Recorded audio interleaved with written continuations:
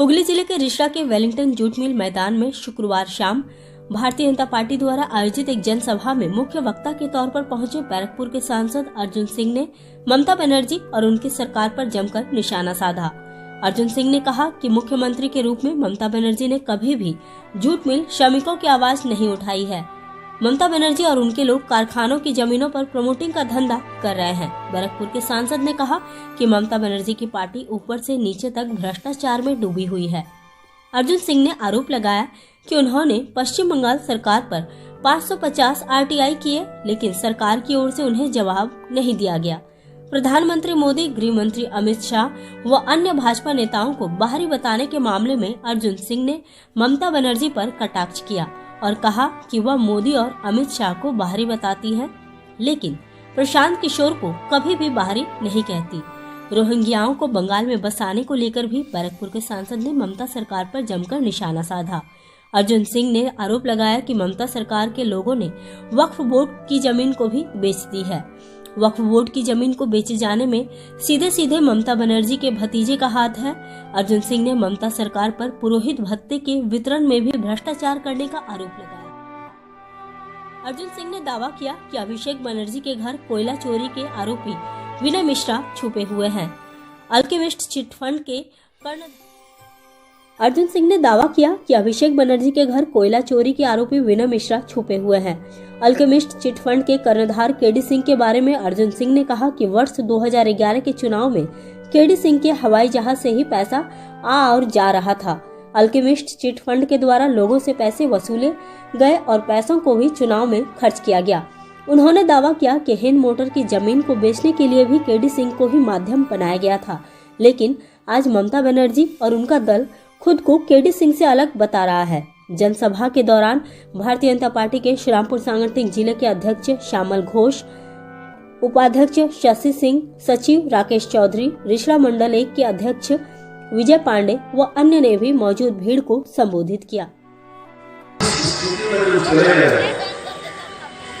सुबह से शाम दारू शराब नहीं किए तो खड़ा नहीं हो सकता। अपना जवान इसका जवाब था, कभी कोश उसकी हत्या की सुनवाई नहीं हुई। वो आदमी तृणमूल कांग्रेस का ममता बनर्जी का खासो बार पोस्ट करने वाला मंच पर नाच रहा जा रहा है और गाना गा रहा है, पीलो मेरे राजा पीलो मेरे राजा। सांसद का नाम ये ममता बनर्जी के दल में ही शोभा दे सकता है, क्योंकि ममता बनर्जी आजकल अपने पूरे पार्टी को लेकर परेशान है।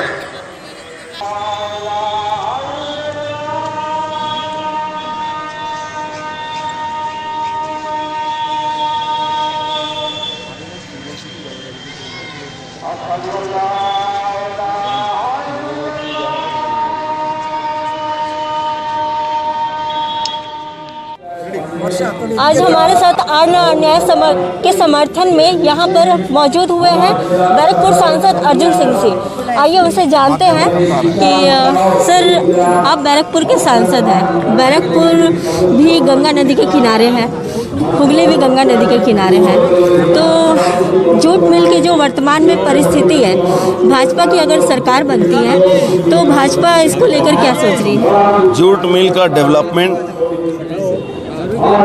ग्रेच्युटी और